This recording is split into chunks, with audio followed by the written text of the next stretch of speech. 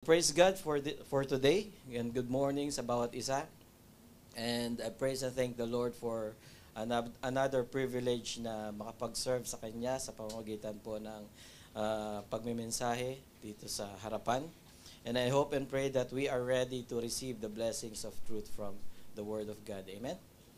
So this morning po ay simulan ko po ang aking message ay siguro magsimula ako sa isang question, but I will not give you a quiz.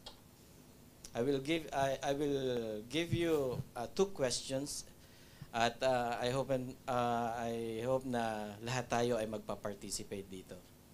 So unang question po natin dito ay when it comes to growing and learning just as a human being o kaya as a child of God, as a children of God, would you prefer to learn by making the mistakes yourself and learning the way and getting the scars? Alam naman tayo yung scars kapag nandun maalala natin at malalaman natin kung ano yung pagkakamali natin from the past.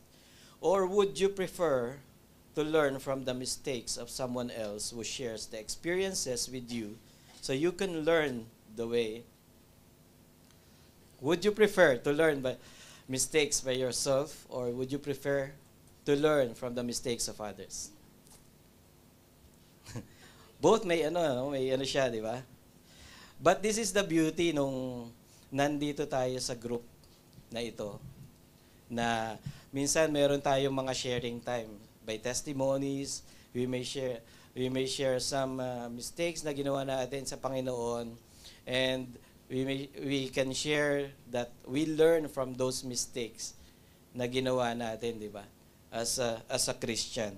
Kaya napakasarap po na nandun ka sa loob ng isang local church, di po ba?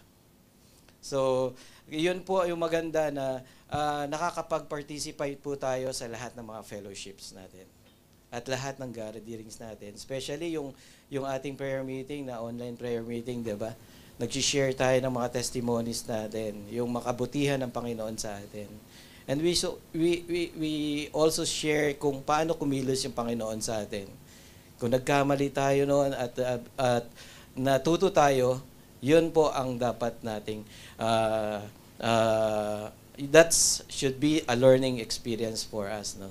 Yung makita natin na yung kapatiran natin natuto dun sa pagkakamaling yon. So magkakaroon tayo ng isang bagay na i-avoid natin na magawa po yung isang pagkakamali na yun, di ba? So napaka-interesting po to dahil yung pong message ko ay about yung mga choices natin sa buhay. Somebody make bad choices and seeing the results of those choices versus they did everything perfect, it just turned out beautifully right. These are the stories that sticks with you and things that help you to remind you when you face those situations yourself. Diba? Kasi minsan napunta ka dun sa situation na yung kapatiran mo nag-share bigla tapos ikaw ang napunta dun sa situation na yun. Alam mo na yung gagawin. Yun po yung point ng aking tanong kanina. Okay? So today, as we read our text, I want us to look at that perspective. At kasi meron mga choices na merong bad choices na ating nagagawa minsan. And God uses those to help us. And specifically po, ngayon, as we dive into the book of Malachi, I think it's very appropriate for us to realize that yung sinasabihan po ng Panginoon, yung mga priests and Israelites na sinasabayan niya dito sa babasahin natin ay we can learn from that because they are offering, the priests are doing very bad dun sa kanilang offering. So I would like to request each and everyone to please stand as we read our text for today. Let's open our Bibles to Malachi chapter 1, verse 6 to 14.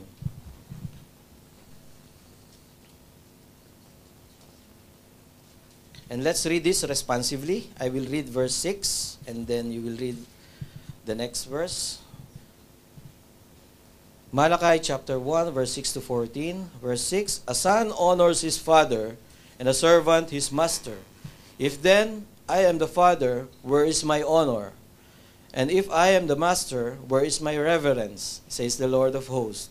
To you priests who despise my name, yet you say, in what way have we despised your name?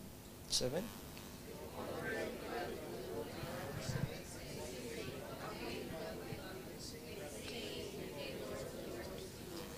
And when you offer the blind as a sacrifice, is it not evil? And when you offer the lame and sick, is it not evil? Offer it then to your governor. Would he be pleased with you? Would he be accept you favorably? Says the Lord of hosts.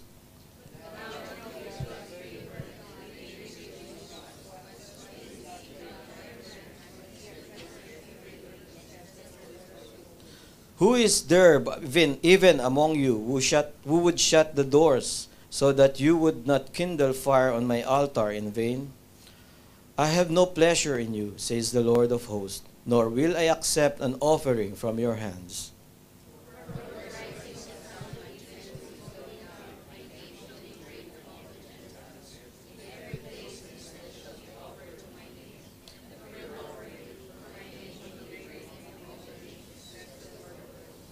But you profane not.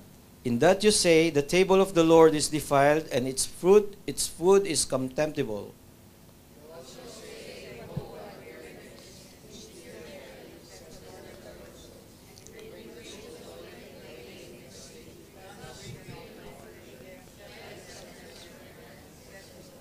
Altogether, 14. But cursed be the deceiver who has in his flock for a male, and takes a vow, but sacrifices to the Lord what is blemished. For I am a great king, says the Lord of hosts, and my name is to be feared among the nations. May God bless the reading of His word. Let's ask God for wisdom and understandings, and let's pray. Thank you, Lord, for giving us your word, for giving us the opportunity to learn from other people's mistakes, to understand better your desire for us as Christ's followers, and the opportunity to be more like you in every way, O Lord. I pray for my words this morning that they will be honoring you. I pray for the ears that are listening. Go out and serve you and honor you and worship you in a way that you are worthy of, Lord. I just thank you for this opportunity and privilege, O Lord. And this we pray in the mighty name of our Lord Jesus Christ. Amen. Makakapo na po tayo. Alright, so our text this morning is from the book of Malakay, and I would like to give you a quick view of this book. No?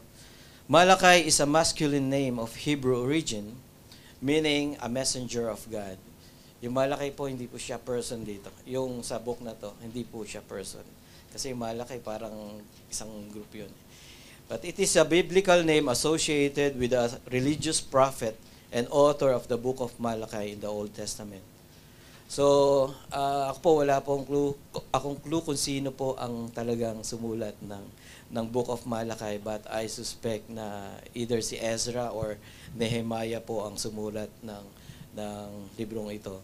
This is one of the minor prophets in the book of Old Testament, and I believe na isa nga sa dalawang prophet yung sumulat nito. So God blesses the priest and the people of Israel dun sa ating text na binasa. God highlighted their failure to honor Him with their best. In fact, this is a letter written to the nation of Israel. They were just not getting things right. They were messing up left and right. And they were specifically failing on how they are making their offerings and how they were worshiping God.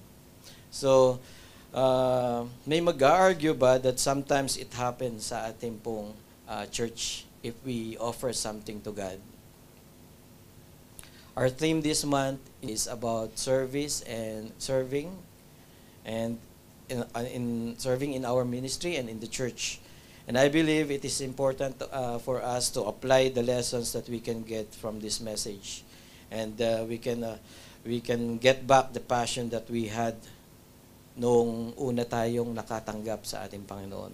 Diba, nung natanggap natin sa ating Panginoon ay talagang yung joy natin sa puso napaka-excited natin maglingkod sa ating Panginoon. And I hope and pray na by this message, we will be encouraged to spark again the fire of our service to the Lord. So we know that we agree that we don't dispute that na yung kanina nating nabasa. But remember, all of us, Christ followers, make up the priesthood of believers. Tayo ay priesthood of believers. Every one of us has an obligation, more importantly po, dito sa loob ng church. At kung saan po tayo madala ng ating Panginoon, ay tayo po ay tinawag para mag-serve sa Kanya. At tayo po ay pumupunta sa church para hindi pagsilbihan, kundi to offer something to our living God. And I have entitled my message today, Honoring God with Our Best. From the main text we read, I want you to highlight 3 things dito sa ating pong text na binasa. The first thing ay gusto nating makita dito, ano ba ang sinasabi niya ng Panginoon? Let's talk about our God. Our God here in this text. At makikita natin yung Lord of Hosts na word dito. At I don't know about you, but tayo ba lagi nating ginagamit yung salitang Lord of Hosts sa ating mga I praise you, Lord of Hosts. I worship you, Lord of Hosts. Minsan talaga hindi, di ba? Laging I praise you, Lord. Kahit sa pananalangin natin, hindi natin binabanggit yung Lord of Hosts, yung may host na kasama. We don't usually use that. But the truth is, He is the Lord of Hosts. Amen? So let's define what it means. Ano bang ibig sabihin ng Lord of Hosts? Yung host po ay hindi po ito yung nag-host ng mga parties. Hindi po siya yung si Herman Moreno, katulad ni Herman Moreno na nag-host. Lord came from this Lord, the Lord came from the Hebrew word, alam natin yon, ay Yahweh. And yung host po ay it came from the Hebrew word meaning armies, heavenly armies. That's what he is talking about here. And Malachi, he is trying to get the priest or the Israelites to realize who he is that they are worshiping. And because of who he is, they should be giving more effort than what they had been. Now, isipin natin ganito, no? If yung simplified term nitong Sabaoth, yung Lord of Hosts, Lord of the Armies, ito po yung parang yung president natin, yung commander-in-chief natin. He is the commander-of-chief which the president serves. And he is our president. He is our leader as well. But he also oversees all the armed forces, yung president, di ba? But God oversees the armies of angels. No? Kung sinabi nating angels, kapag sinabi nating angel, ano ba pagkakaintindi natin sa mga angel ng Panginoon? Yung may pakpak o yung may pana? Hindi, si Cupido yun pala. Yung angels na nakita natin sa pag Christmas na ririnig natin lagi ito, no? So tingnan natin yung capability ng angel na kung saan ang ating Panginoon yung chief of command nila. Tingnan natin yung isang angel. Let's open our Bibles to 2 Kings chapter 19 verse 35. At basahin natin kung ano yung ano ba ang capability na kayang gawin ng isang angel. Yung example diyan. 2 Kings chapter 19 verse 35. Yan. Ito yung sinasabi sa 2 Kings 19:35. And it came to pass on a certain night that the angel of the Lord went out and killed in the camp of the Assyrians 185,000. And when people arose early in the morning, there were the corpse all dead. lahat po ng mga 185,000 sa isang angel lang ay isang strike lang, lahat matay. Ganyan po kaka-powerful yung isang angel. He is talking about yung 185,000 na Assyrian soldiers. Kung titingnan natin yung background nito, napakalakas nito mga Assyrian soldiers. But in one angel only destroy 185,000 sa isang strike lang. That's pretty cool, di ba?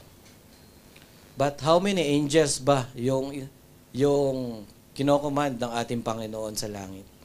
How many angels?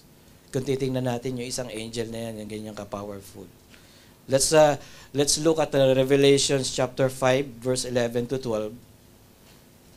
Makikita natin doon. Then I looked and heard the voice of many angels around the throne, the living creatures and the elders, and the number of them was 10,000 times 10,000 and thousands of thousands, saying with a loud voice, Worthy is the Lamb who was slain to receive power and riches and wisdom and strength and honor and glory and blessing. So ilang angels po ang nandun sa langit? If we look at the power of one angel, he can strike 185,000 Assyrian soldiers. At kung titingnan natin kung ilan ang kinocommand ng ating Panginoon, siguro gaano ka-powerful ang ating Panginoon sinaserva natin. 10,000 of 10,000 and thousands of angels. And one has a capability of striking 185,000 Assyrian soldiers. Yun po yung kinocommand ng ating Panginoon. So, Malachi here is speaking to the Israelites na he is reminding them of who their God is. And He is the same God. He is sovereign God. He doesn't change. He is the same God that we are serving today, that we are honoring today. So according to my research, yung Lord of Hosts po is used over 260 times in the Old Testament, 24 times in Malachi, and 7 times alone po dito sa ating binasang verse. So he's pretty serious about trying to communicate exactly po who He is. That's we're worshiping. Napaka-serious ang Panginoon dito. Kaya kapag nag-dive tayo dito, remember, put in the context of who we were talking about here, ang ating Panginoong Diyos. So in verse 6, it says, a son honors his father and a servant his master. If then I am the father, where is my honor? And if I am a master, where is my reverence? Says the Lord of hosts. To you, priests who despise my name, yet you say, in what way we have despised your name? Nagtanong pa yung yung mga priest, in what way? Hindi raw nila nagagets. Hindi raw nila nagagets.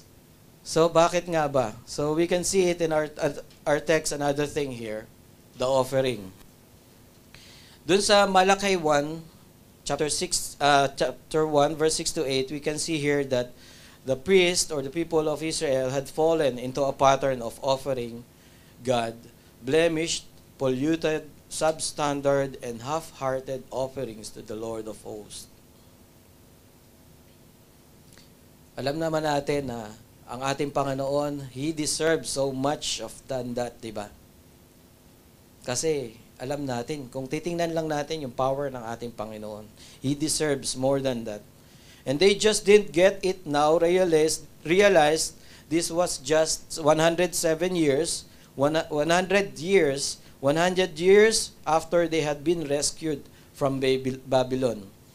Kung titingnan nila, nirescue sila ng ating Panginoon sa Babylon. They've been redeemed and brought back, and yet they had already forgotten in just a matter of few generations. Who was responsible for their freedom? Ang Panginoon, di ba?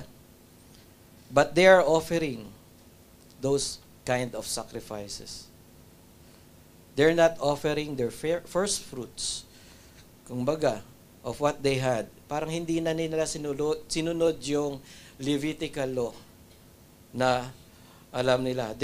Yung sinasabi po dito na Levitical law ay yun po ang law doon sa kanila na kailangang i-offer nila sa ating Panginoon. But if we look at Acts chapter 17 to 23b to 25,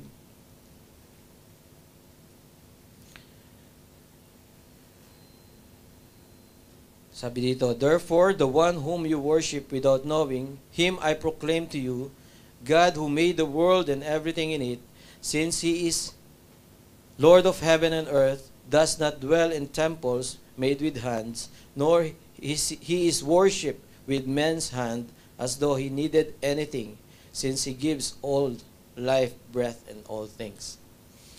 So, ang Panginoon po natin ay actually, He doesn't need those offerings. Meron na siyang lahat eh.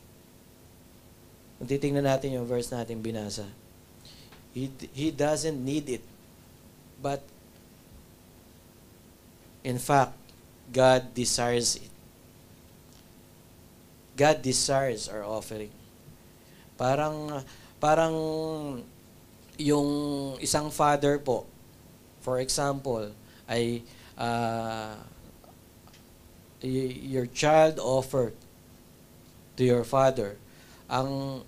Talagang ang feeling po ng isang ama kapag ang child ay nag-offer sa kanyang ama ay talagang it means the world to him. Ganon din po ang ating Panginoon. Kaya nga yung sabi ko sa kanina ay we came here just to offer, not to be served, just to offer something to the Lord. Di ba? Kaya that will lead that will lead us to the feeling na yung Panginoon ay magiging masaya kapag narito tayo. Kasi makikita niya sa atin that we are offering, di ba? Kaya much better na if we want to offer something to the Lord ay hindi na maging serious tayo, even yung pagpunta sa church, maging serious tayo dahil ang naghihintay sa atin yung Panginoon. Yung Panginoon who is a commander-in-chief of those 10,000 of thousands of angels, that one of them can strike 185,000 Assyrians. That's why it leads to our next part na ating pag-uusapan dito ay dito tayo magtatagal. The heart.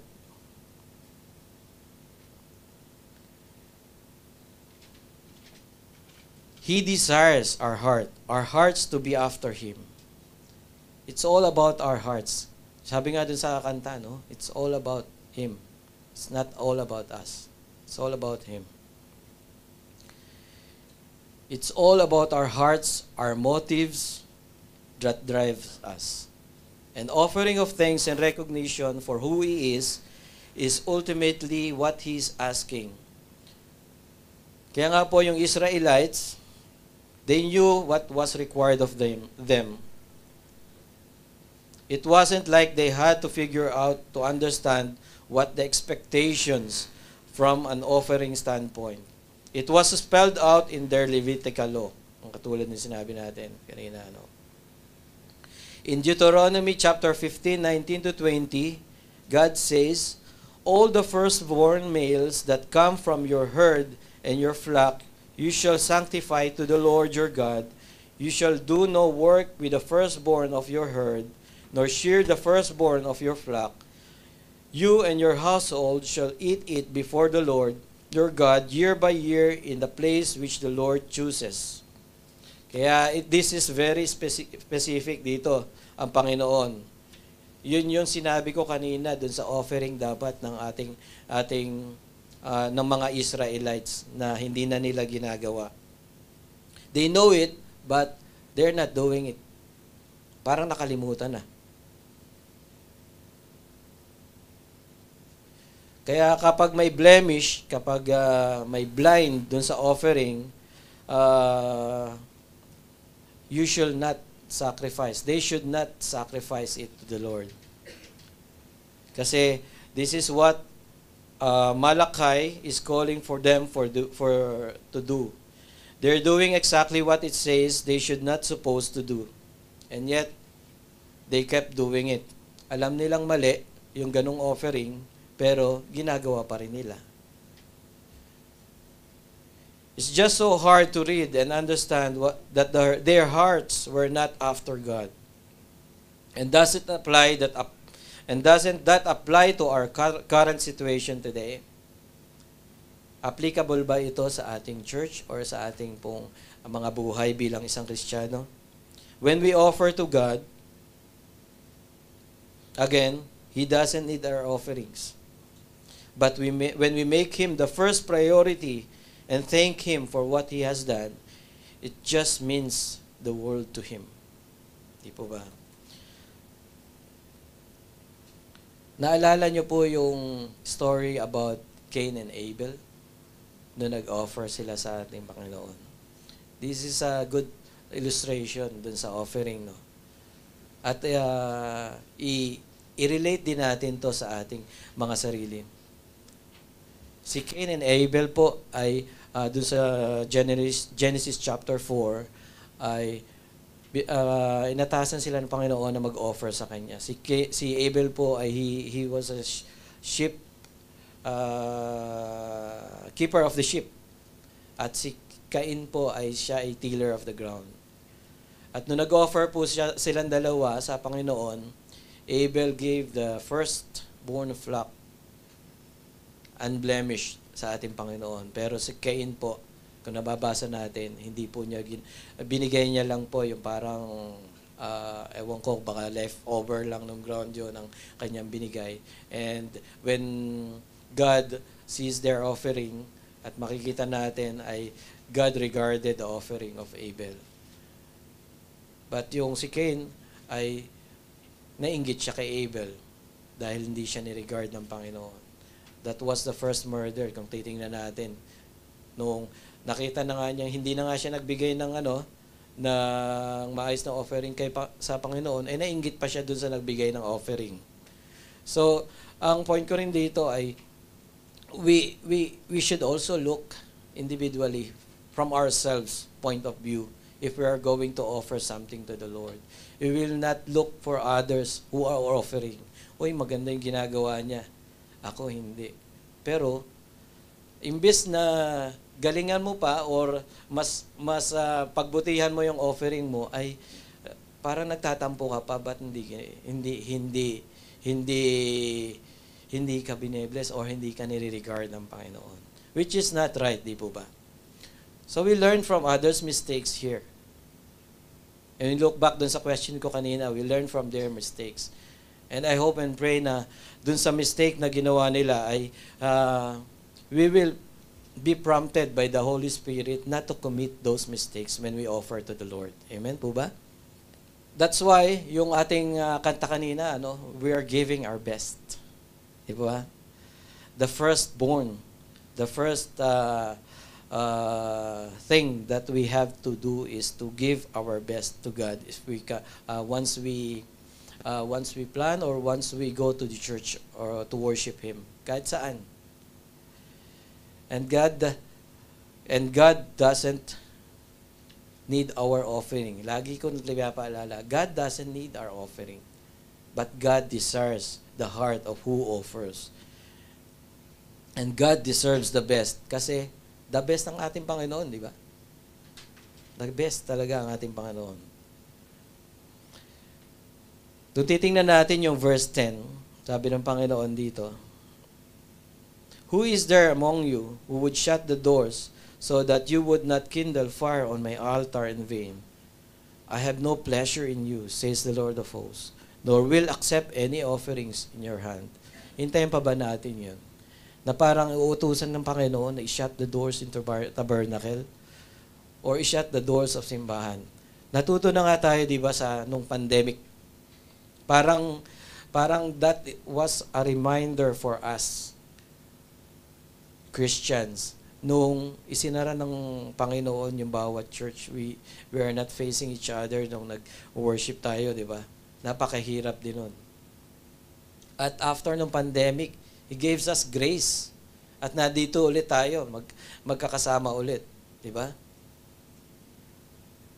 That should be also a learning experience for us when God sends us that pandemic. Kaya nga, na-explain ng Panginoon dito, He would rather receive nothing than for us to offer a blemished offering.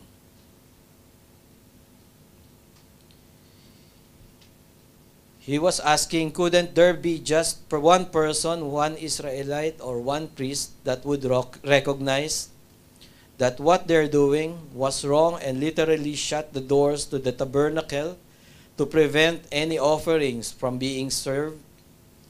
He doesn't want the second best. He doesn't deserve the second best. He deserves exactly what He is calling for us.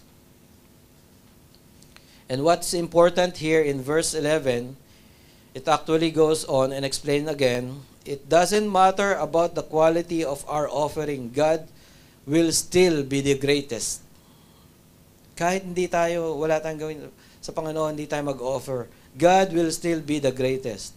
That's why Malachi says in verse 11, from the rising of the sun even to its going down, my name shall be great among the Gentiles. In every place incense shall be offered to my name, and a pure offering, for my name shall be great among nations, says the Lord of hosts. So He is not, remember this, He is not dependent in our offerings to be the greatest. The universe He created, He has those armies of angels. He is already great. There's nothing we can do to make Him greater than He already is. And regardless of the failed efforts of Israel or the priest, His name is going to be spread among all nations. No matter what they do, it doesn't take our offerings to make God great, for He is the Lord of hosts. The next part in verse 12 is, through verse 14, you can see, but you profane it. In what you say, the table of the Lord is defiled, and its food is contemptible. You also say, oh, what a weariness. And you snare it, says the Lord of hosts, and you bring the stolen, the lame, and the sick. Thus you bring an offering. Just I accept this from your hand, says the Lord. But cursed be the deceiver, who has in his flock a male, and takes a vow, but sacrifices to the Lord what is blemished. For I am a great king, says the Lord of hosts, and my name is to be feared among the nations. Kahit hindi natin sundin yung mga paalala ng ating Panginoon, katulad ng mga sinabi ko kanina, His name will still be great. Makita natin yung priest dito, nagko-complain pa sila, no? Pero, parang nag-vow pa sila na gagawin nila. Pero, hindi naman nila ginagawa. Kumbaga, kung i-apply natin sa atin, we may hear this message, we vow to the Lord that we are going, sa next day, sa next meeting natin, I will offer to the Lord. If you don't do that, ano yung sinasabi dito? You are a deceiver or a cheater kung hindi nyo gagawin yun. So that's why, if we promise something to the Lord that we are going to offer Him the best, let's do it. Let's do it. Dahil kapag hindi natin ginawa, ang sabi ng Panginoon, you are a deceiver or a cheater. So therefore, fear of God should also be in us. As individuals, as children of God, di po ba? Let's fear the Lord. Alam natin kung sino po yung Diyos na ating pinupuri, Diyos na ating wino-worship. So let's give our best for Him. At as I conclude this message, sabi nga, he would rather have nothing than a second-rate, copycat, second-rate, half-hearted offering, and he deserves more than that. He deserves so much more of that. When we talk about this and we look it to apply it, what, so what for us? As Christ followers, as ones who are here this morning to worship God, let me ask you something. I will ask myself as well, because when I make this message, kapag ikaw ay gumagawa ng mensahe, ikaw yung unang nare-rebuke. And I was rebuked from this message. What does your offering to God look like? Are you giving your first fruits? Are you giving what's left over? And when think of offering, I think of three things. I think of your time, your talents, and your treasures. Tatlong T. Madali pong alalahanin. Let's talk about the time. Yung ating oras. Everybody has only 24 hours in a day, right? It's probably one thing that every one of us could use more of. So what portion of that are you giving to the Lord of hosts? Are you giving the best? Are we giving the remnants, the leftovers, the second rate? Think about it. Sunday morning church. Are you excited to come and spend time with His family and worship Him? Or is it really easy to come up with? Sometimes, we made plans during Saturdays. But I hope and pray na hindi naman tayo pumupunta sa mga parties during Saturdays and spend time in parties until 4 a.m., no? Tapos kinabukasan church. Di ba? Siyempre, talagang tatamarin tayo nun. We are too tired to get up to go to church. Fellowship, you don't have time because you work all day. You're tired. Do you make it a priority to go and participate and give yourself? That time, the valuable time that you have having fellowship or other church activities, they benefit from you being there. Or do you make an excuse? I'm going to skip this week. I got enough rough week. Yun minsan ang ating nasabi, but I guarantee you, everybody is there. Lahat po tayo ay merong rough week. And we should make time, give our best time for our living God, the Lord of hosts. How about your quiet time? Quiet pa rin ba? Do you give your very best to your faith group, Bible study, or whatever you're studying each day? Or do you just go? If I got time at the end of the day, I'll do it. And then, by the time you get there, pagod na. Diba? I can explain all those things because I made all those mistakes by myself as well. Ako rin po ay ganun. It's easy to do, eh? Madaling sabihin pero mahirap gawin. 'Di ba? But let's strive to do it. Let's talk about talents. Now when you think about talents, you think of the highly skilled capabilities, 'di ba? Don't think of it in that way. Think of more what are your abilities. It could be more like coming up here and singing. Not everyone wants to do that, di ba? Di naman lahat tayo ay may singing skills or may musical skills. But kung ano yung kailangan nating gawin sa ating Panginoon, kahit lang magligpit kung ano diyan, ay we are serving Him. We are using those. May mga talent na magaling mag-keep ng mga gamit eh. So we should also discern what talents we have. Alam naman natin kung anong meron tayo, di ba? Kung alam mong hindi ka marunong kumanta, magpipilit ka sa pagkanta. So hindi iyon kalooban ng Panginoon. If we kung talagang gusto nating kumanta, we will develop our skills. We should have that passion to develop the skills before we ask ourselves to join in that way, di ba? So isa pa po, let's talk about treasure. Ito, hindi natin lagi natin itong pinapaalala, may offerings, di ba? We don't spend a lot of time we also spend a lot of time talking about church, about money.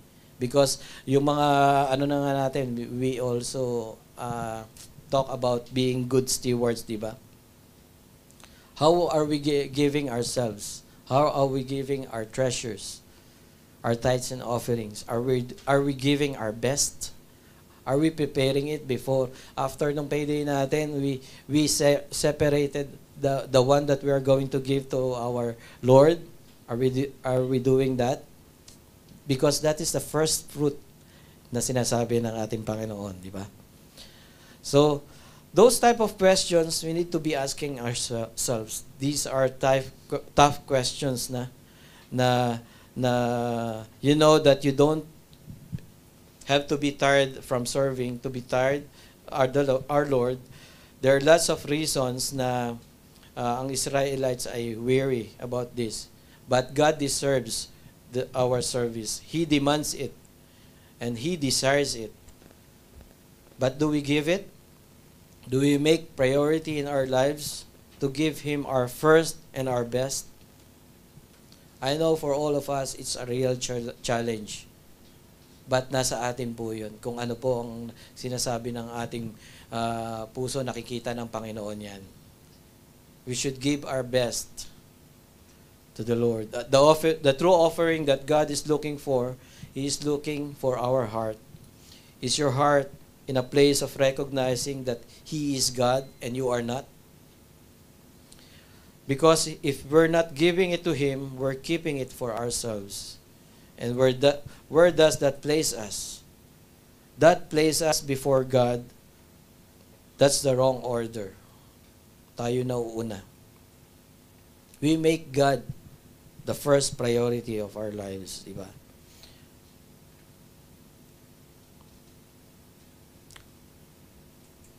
The first priority of our lives. Alam natin, yung Panginoon na ating pong siniserve at binibigyan ng offering ay the one who holds 10,000 of 10,000 of thousand of angels. And one angel has the capability to strike 185,000 Assyrian soldiers. He is the same God na nabasa natin kanina, na ating pinaglilingkuran. And I hope and pray na we are encouraged to serve Him more and give our best to our Lord Jesus Christ, to the Lord of hosts, di po ba? So let's pray. Our Father, I just want to thank you. Thank you for loving us enough to send your Son. We are thankful for that. You are willing to take the time and have the patience, Father, to look past our failed offerings and to continue to love us. Thank you for your grace and mercy, O Lord, na laging available po. Laging yung ibinibigay sa amin. Hindi man namin nasunod, hindi man namin na gawa ang aming pong vow sa inyo. We ask for forgiveness for that, O Lord. And we know, Lord, that your grace is enough to make us strive again to give you the best that we can give, Panginoon. Thank you, Lord, for giving us chance to do that. Thank you that you gave the one true perfect sacrifice on our behalf as well. So we could have the ability to spend eternity with you. With those angels, Lord, showing you our love for you. We love you and appreciate you in every way. Thank you, Lord, for this word. May these words retain in our hearts at magamit po namin sa aming pang-araw-araw na buhay. Especially, magamit namin ng maayos ang aming pong time, ang aming pong talents, ang aming pong treasures, that we may strive to give our best for our living God, to you, O Lord. This we pray in the mighty name of our Lord Jesus Christ. Amen. Amen.